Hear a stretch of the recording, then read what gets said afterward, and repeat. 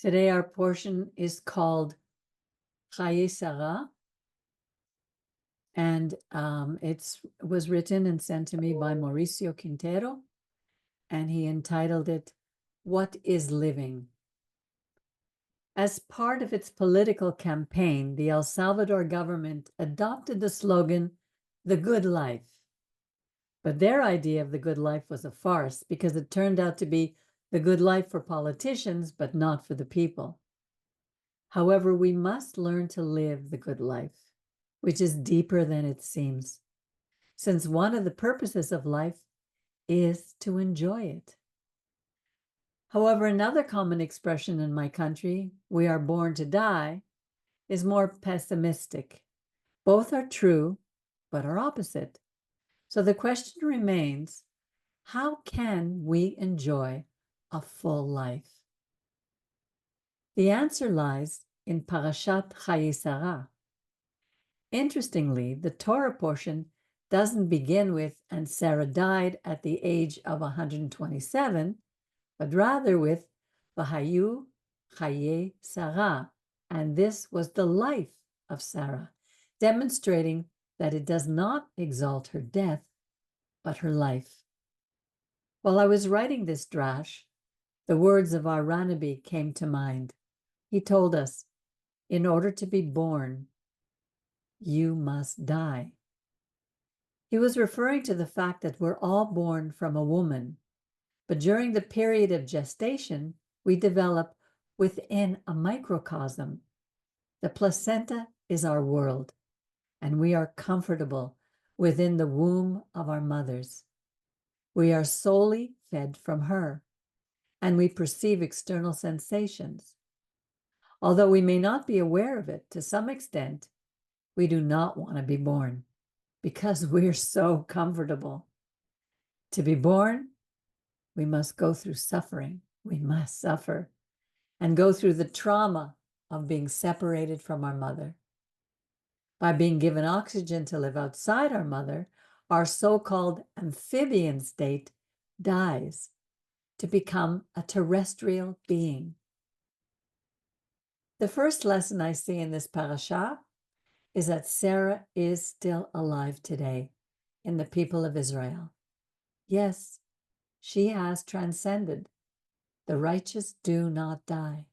They are transformed and awakened to another reality.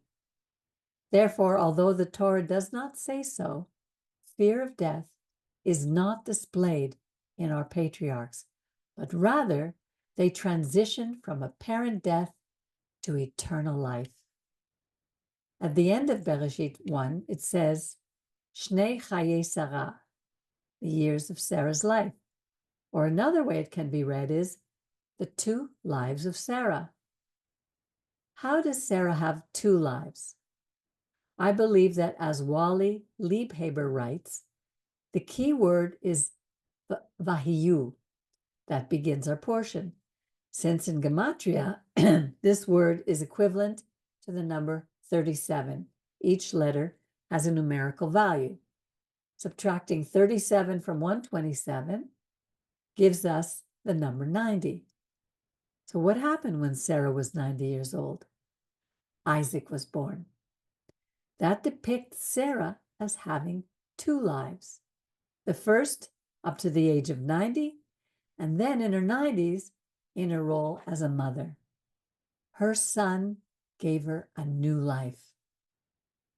This goes contrary to the current woke culture that's telling this generation that it's better to have pets than children.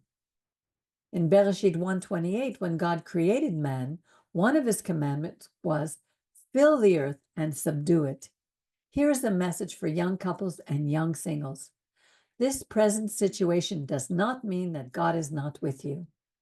This widespread fear of starting a family brings them questions and doubts. Will I be a good father? Will I be a good mother? Will my salary be enough to cover all the bills that a child will take? Oh, I don't have time. I don't have patience. I'm not a good example. I'm more comfortable like this. Oh, it's so tiring to have children. among the many, many excuses. Believe me when I tell you, there is a blessing when the heavens open when you fulfill this commandment. I can say with certainty and conviction that each child brings a blessing up their sleeve.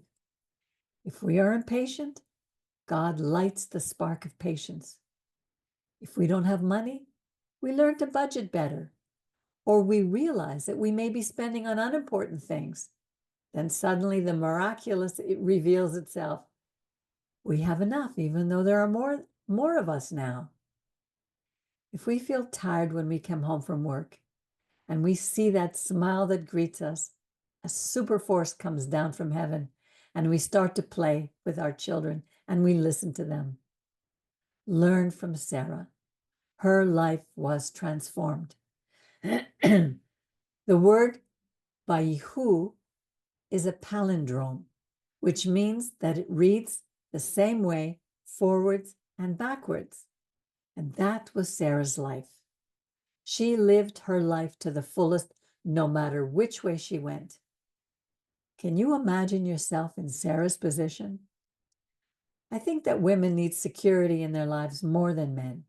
In my case, I prefer not to exchange cars, phones, computers, where I live, and so on. I like stability and security. I dislike constant change. Change activates a high level of adrenaline and cortisol within me, producing anxiety, stress, bad mood, and exhaustion. I admire our patriarchs for living in a constant struggle for survival and continuous change. Sarah was a great woman and wife. She could have been an obstacle for Abraham to fulfill his purpose. Imagine their daily life when Abraham said, Sarah, listen, I know I'm 75, but God told me that I should leave our home and go to an unknown land that he will show me. Can you imagine Sarah's face? What is he thinking? Did I put something in his soup? That this old man should come up with such a story?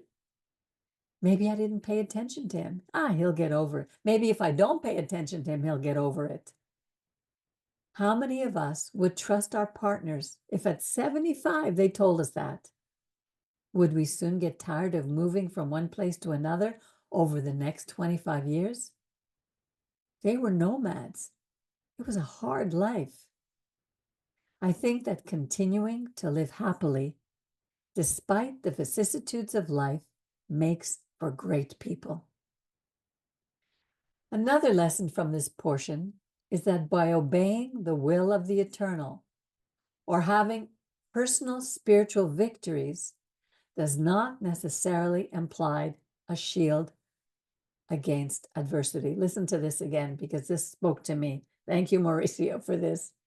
Another lesson from this portion is that obeying the will of the Eternal or having personal spiritual victories does not necessarily imply a shield against adversity.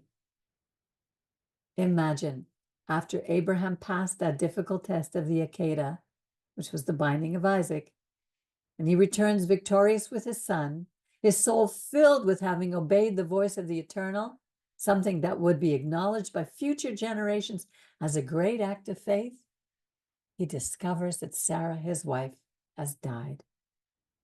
That was hard. But the ways of the Eternal are like that. Not everything is rosy when following the path of the Eternal. This is just part of life. So what does this teach us? Abraham said to the sons of Het in chapter 23, verse 4, I am a sojourner and a resident among you, a stranger among you. This differs from how others who see Abraham say to him, or who saw Abraham say to him, Here is my Lord, you are God's prince among us. Abraham was aware that this life was passing. And our thoughts should be, what have we today? What we have today will not be ours tomorrow. So why do we cling to it so much? We are all pilgrims. Kohelet 1:4-5 says, a generation passes away and another generation succeeds it. The sun rises and the sun sets, and it slides back to where it came from. I can draw two lessons from this portion. First, we must live life consciously, understanding that as a pilgrim, life is fleeting, but as a dweller, we must live it with intention and purpose. Second, we must present ourselves and be seen by others as princes. What are the characteristics of a prince? I might summarize him as a person who does not go unnoticed. He is educated, is well-mannered, dresses appropriately, he's a leader, he's tactful, gentle, royal, and self-confident, among other positive qualities. On Rosh Hashanah, we say, may we be the head and not the tail. What are we doing so that others see us as the head and not the tail? Another lesson that I love from this portion is the fact that we must be foresighted and honor our loved ones. We see that Abraham learned that Sarah had died. When he did so, he did not leave her in the desert, but he wished to honor her. How many jokes are there about older couples who wish for the death of their spouse? Abraham had learned the lesson of death, so he bought a tomb for his wife, which was a large plot of land, in its time like the Taj Mahal. The practical application is that one should not leave the problem of one's burial to others. From my parents, I learned to prepay for a funeral service and a grave for myself and even my children. I know it's not a nice subject for Shabbat, but this is living wisely. Leaving the family to buy a burial plot when we are dead forces the family to pay Abraham's price for it. From this negotiation, we can also compare the processes of a righteous man to a fool. Ephron and his people, who were wicked, initially offered the burial place for free.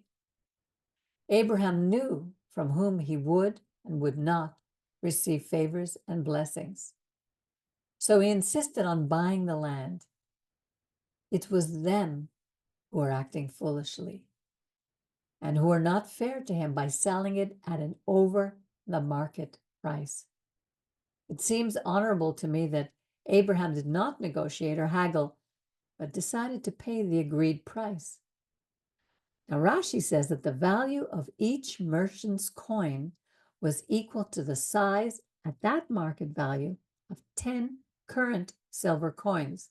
That is, 400 was equal to the value of 4,000.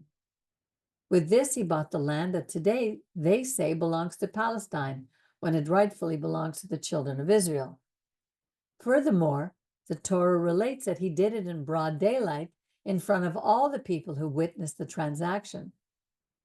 According to some scholars, the annual salary of a person was 6 to 8 shekels of silver per year, meaning that this transaction was equivalent to 50 to 66 years of work for any ordinary person. Ephron, an apparent generous man, was actually a profiteer of Abraham's generosity. In the Torah, Ephron's name is not written Ayin, Fe, Resh, Vav, Nun Sofit, but it leaves out the Vav before the end. The Vav is a letter that links or connects expressions, and in Gematria, it represents the Eternal's ray of light that unites heaven and earth. What the Torah is teaching us is that this man lacked the fear of heaven and was a man who did not connect with others. So are all who are unscrupulous, selfishly seeking to take advantage of others. Although I'd love to continue writing since I've only developed part of this parasha, I'll close it with a few lessons for living a full life that I drew from it. First, life is fleeting, and we are merely pilgrims. Second, we must live with chesed, with kindness, so that we can have a full life. Third, life must be lived to its fullest, regardless of the context or whatever happens around us. Fourth, we must live wisely, foreseeing the future without depending on it. We don't know if there will be a tomorrow, but if there is, we must be ready for it. Fifth, we must not live expecting anything from anyone, even God. We must live humbly, thinking that both good and apparent evil come from heaven. Things do not always happen as we think are best for us. And sixth, we must honor parents at all times. For example, Isaac and Ishmael came together to bury their father. We must honor our spouse, like Abraham to Sarah and Isaac to Rivka. And we must respect those around us, as a servant did to Abraham, or as Abraham to the children of Het. In other words, let us do our best to live life to the fullest. Shabbat Shalom.